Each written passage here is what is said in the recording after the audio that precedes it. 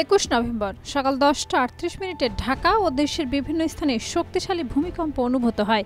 আকস্মিক কম্পনে মানুষ আতঙ্কে ঘরবাড়ি ছেড়ে বাইরে বের হয়ে আসে।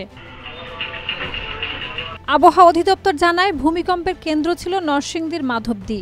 মাত্রা ছিল 5.7। তবে ইউএসজিএস এর তথ্য মতে মাত্রা ছিল 5.5। কেন্দ্রস্থল রূপগঞ্জের ভোলাবো, গভীরতা 10 কিলোমিটার।